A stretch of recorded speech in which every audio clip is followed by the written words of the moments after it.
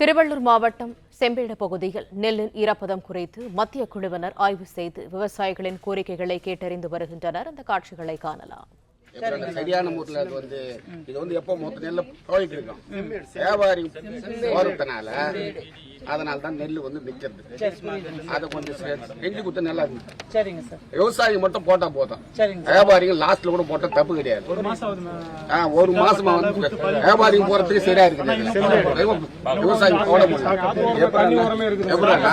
இப்போ ஆத்துல சப்போஸ் இன்னும் கொஞ்சம் லட்சம் கறந்து விட்டாங்க எல்லாம் நெல்லை அடிச்சு கொண்டு நீங்க கொண்டு பாருங்க.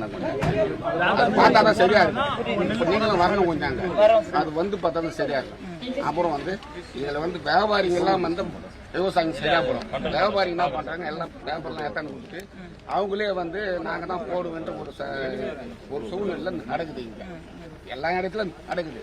அது மட்டும் விவசாயம் ஆமா விவசாயம் போட முடியல. வியாபாரிங்க தான் இங்க அதிகமா போடுறாங்க.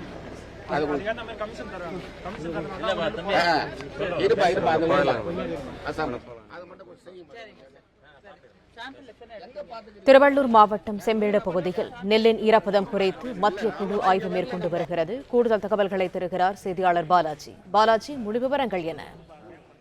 வணக்கம்.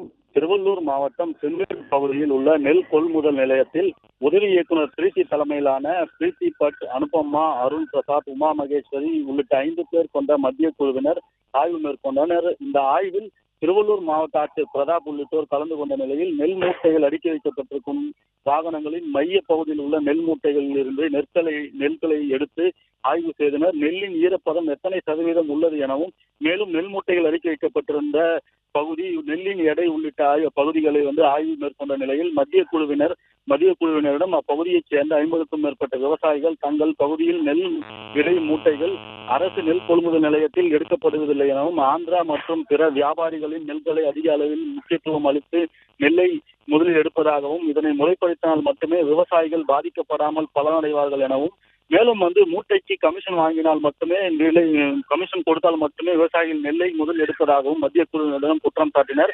இதை கேட்டறிந்த மத்திய குழுவினர் அதை முறைப்படுத்துவதாக தெரிவித்த நிலையில் விவசாயிகள் மத்திய குழுவினரிடம் குற்றச்சாட்டை தொடர்ந்து முன்வைத்தனர். நெல்லின் ஈரப்பதத்தை சோதனை செய்யும் எந்திரத்தில் சுமார் 20 நிமிடங்கள் சோதனைக்கு செய்த பின் சோதனை செய்யப்பட்ட நெற்களை 4 பிரிவுகளாக பிரித்து பேக் செய்து எடுத்துச் சென்றனர்.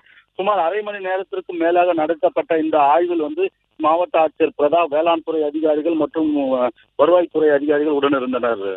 பிளே ஸ்டோர் மற்றும் ஆப் ஸ்டோரில் இருந்து பாலிமர் செயலியை QR கோடு மூலம் பதிவிறக்கம் செய்யுங்கள். செய்திகளை உடனுக்குடன் பெறுங்கள்.